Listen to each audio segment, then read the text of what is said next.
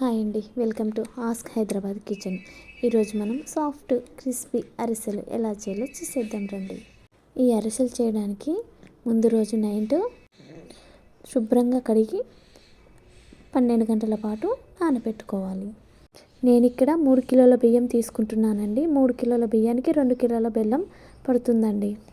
బెల్లాన్ని ముక్కలుగా కట్ చేసుకొని ఒక పెద్దపాటి గిన్నెలో వేసుకోవాలండి. ఇందులోనే పిండి వేసి కలుపుకుంటాం కాబట్టి ఒక పెద్ద గిన్నెనే తీసుకోండి. ఇలా బెల్లం కరిగేదాకా కలుపుతూనే ఉండండి.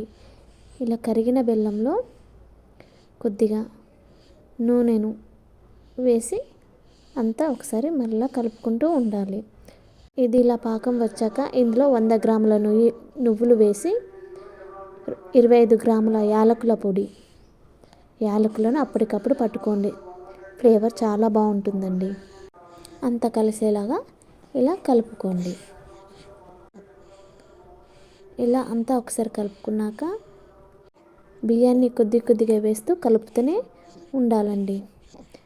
అంతా ఇలా కలిసే వరకు ఉండలు లేకుండా అంతా కలుపుతూనే ఉండాలి.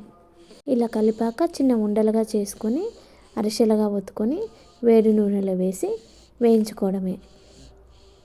మంటను మీడియం ఫ్లేమ్లో ఉంచి కాల్చుకోండి. ఒకసారి కాలాక మరో సైడు తిప్పి కాల్చుకోండి. చూసారండి, మనం చెప్పిన కొలతలతో చేస్తే పూరిలాగా ఎలా పొంగుతున్నాయో పూరిలాగే పొంగుతున్నాయండి. మీరు కూడా ఇలానే ట్రై చేయండి. అరిసెలు నూనెను పీల్చుకుంటాయి కాబట్టి ఇవి తీసాక నూనె లేకుండా ఒత్తుకోవాలండి. చూసారా అండి, క్రిస్పీగా సాఫ్ట్గా విరిగిపోకుండా అరిసెలు ఎలా వచ్చాయో. Thank you for watching. మీరు కూడా ట్రై చేయండి. Please subscribe.